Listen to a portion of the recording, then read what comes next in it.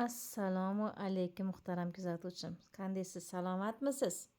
Dunyodoshilar bilan charchab qolmadingizmi?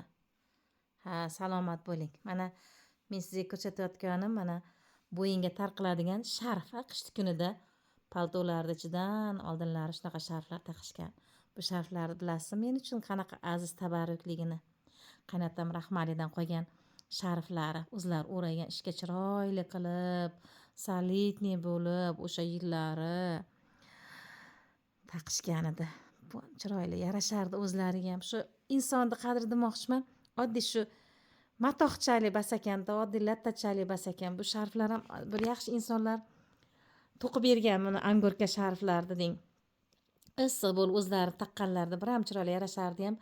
Yaxshi insonlar to'qib ham bergan bular. Mana bunisi yaxshi bir rossiyskiy yaxshi sharflarida. Mana bunisi Koreyadan keldi. Bu qizchalarimiz uchun demoqchimanki, bu qishli qirovli sovuq kunlarda bolalarimizni bo'yniga sharflarni taqib issiqqina qilib qo'yinglar demoqchiman. Hamma kasalda boshlanishimi tomog'imizni issiq tutmaganligimizdan dedim-ku, anginamiz shamollashdan bo'ladi-ku. Shuning uchun sizlarga ataylab ham qaynatamni sharfini men uchun tabarrukligini aytkim keldi deng.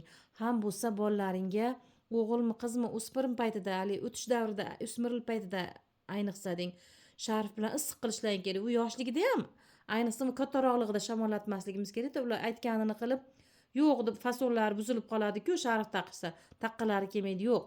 Hamma taqtirsa qolgan bolalar ham taqadi.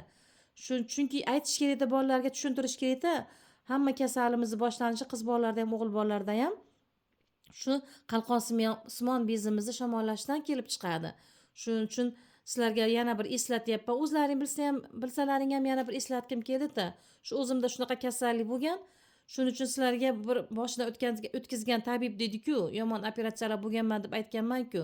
Shu tomog'imizni issiq tutishimiz kerak. Shu tashmediga juda ham katta ayollar shifokori, katta ayol vrach menga shuni aytgan. Sen birinchi shu qalqonsimon bezni issiq tutinglar, shu boshlanishi, qalqonsimon bezni shamollashi, yomon kasallarni, onkologik kasallarni boshlanishi qalqonsimon bezni shamollashdan boshlanadi deb aytgan.